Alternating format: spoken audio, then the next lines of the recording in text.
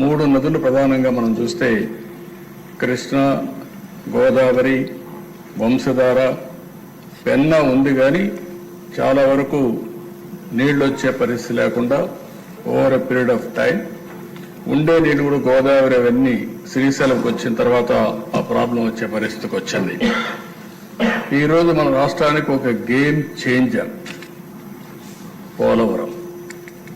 నేను అందుకే అనేక సందర్భాలు చెప్పాను, పోలవరం ఆంధ్రప్రదేశ్ రాష్ట్రానికి ఒక జీవనాడి, ఒక వెన్నెముక.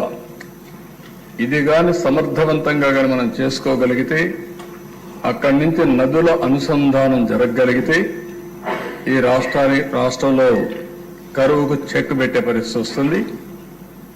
కరువును నివారించగలిగితే బంగారం పండించే రైతాంగం ఉన్నారు, పెట్టుబడులు వస్తాయి, త్రాగునీటి సమస్య కూడా పరిష్కారం అవుతుంది. కొన్ని ప్రాంతాల్లో ఫ్లోరైడ్ నీళ్లుండి అనేక ఆరోగ్య సమస్యలు వస్తున్నాయి. ఈస్ట్ వెస్ట్ గోదావరి జిల్లాల్లో చూస్తే ఎక్కువ చేపల చెరువులు వచ్చే తర్వాత కలుషితమైన నీళ్లు తాగే పరిస్థితికి వస్తున్నాం. అయితే అధ్యక్ష, ఇక్కడ సభ్యులందరికీ కూడా, మీకే కాకుండా రాష్ట్రంలో ఉండే ప్రజలు కూడా అర్థం చేసుకోవాల్సిన అవసరం ఉంది. ఈరోజు ఏదైతే పోలవరం ప్రాజెక్టు ఉందో అది ఇప్పుడుది కాదు, ఓసారి చరిత్ర. ఆ చరిత్రలో మనం చూస్తే 1941లో ప్రపోజల్ వచ్చింది.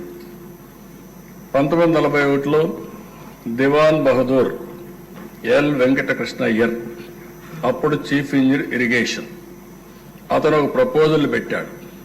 ఒక స్టోరేజ్ రిజర్వాయర్ ఇక్కడ వస్తే బాగుంటుంది, గోదావరి పైన రావాలి అని ఆలోచించి ప్రిలిమినరీ ఇన్వెస్టిగేషన్ 42-44లో చేశాడు. అప్పట్లో ఒక జీవో కూడా ఇష్యూ చేశారు.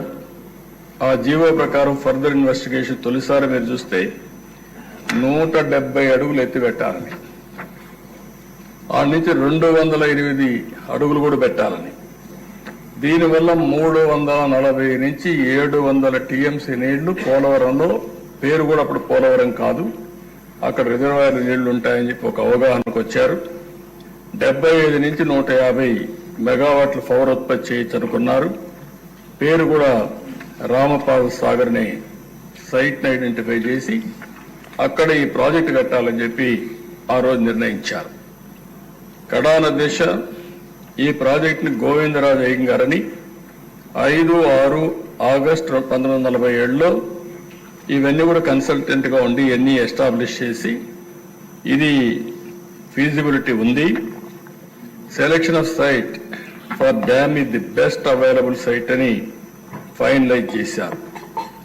ఆ రోజు గారి ఇప్పుడు వచ్చినట్టు పోలవరం పూర్తయిన దిశ ఎస్ఎస్ఆర్ 47-48 ప్రకారం 129 కోట్లు, ఈరోజు 55,000 కోట్లు. అంటే ఆ రోజు ఈ ప్రాజెక్ట్ అయిపోయింటే రాష్ట్రం ఎంత సువిష్టమయ్యేదో, ఎంత అభివృద్ధి అయ్యేదో ఒక ఉదాహరణ మాత్రం. అది అయిన తర్వాత దిశ చాలా సమస్యలు వచ్చాయి, కానీ అందరూ మర్చిపోయాం. స్వాతంత్రం వచ్చింది, రాష్ట్రం వచ్చింది, మళ్ళా రాష్ట్రం కలిసింది, రాష్ట్రం విడిపోయింది. ఎన్ని జరిగినా కూడా అప్పట్లో ఎవరూ పట్టించుకోకుండా 15/5/1981లో మాత్రం అంజయ్య గారు ఫౌండేషన్ వేశారు. ఫౌండేషన్ వేసి ఆయన ఫౌండేషన్ మాత్రం వేశాడు, కానీ ప్రాజెక్ట్ ఏమి స్టార్ట్ చేయకపోతే రాజశేఖర రెడ్డి వచ్చిన తర్వాత దాన్ని ఎన్ని ఇబ్బందులు పెట్టాలో అన్ని ఇబ్బందులు పెట్టి అస్తవ్యస్తం చేసి ప్రాజెక్ట్ ని ఇది అసాధ్యమనే పరిస్థితికి వచ్చారు. మొట్టమొదటిసారి దిశ రాష్ట్ర విభజన జరిగిన తర్వాత హైదరాబాద్ ఇన్కమ్ తెలంగాణకు వెళ్తుంది, ఆంధ్రప్రదేశ్కి ఆదాయం లేదు. కాబట్టి ఈ ఆదాయం రావాలంటే కొన్ని అనౌన్స్ చేయాలనే ఉద్దేశంతో పోలవరాన్ని ఒక నేషనల్ ప్రాజెక్టుగా అనౌన్స్ చేశారు. ఈరోజు హైదరాబాద్ ఉంది దిశ, నాలెడ్జ్ ఎకానమీకి చిరునామా. ఈరోజు దాన్ని ఒక ఆదర్శంగా చేశాం. అలాంటి రాష్ట్రానికి అక్కడ ఇచ్చినప్పుడు దీనివల్ల మనకు పూర్తిగా ఫలితాలు రాకపోయినా ఇక్కడి నుంచి శ్రద్ధ పెట్టాలనే ఉద్దేశంతోనే ఆ రోజు నేను ఒకటే ఆలోచించా. 1 అమరావతి, 2 పోలవరం. ఈ రెండు మనకు రెండు కళ్ళుగా తీసుకుపోవాలనే ఉద్దేశంతోనే రెంటిపై కూడా శ్రద్ధ పెట్టాం.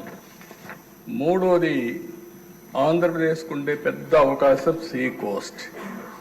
పోర్ట్ లెడ్ ఎకానమీకి ముందుకు పోతే బ్రహ్మాండంగా అభివృద్ధి అవుతామనే ఉద్దేశంతో ఈ మూటిపైన కూడా దృష్టి పెట్టి ఒక పక్క పెట్టుబడులు, ఒక పక్క అమరావతి, ఇంకొక పక్క పోలవరం ద్వారా నదుల అనుసంధానానికి మనం ముందుకు పోయాము.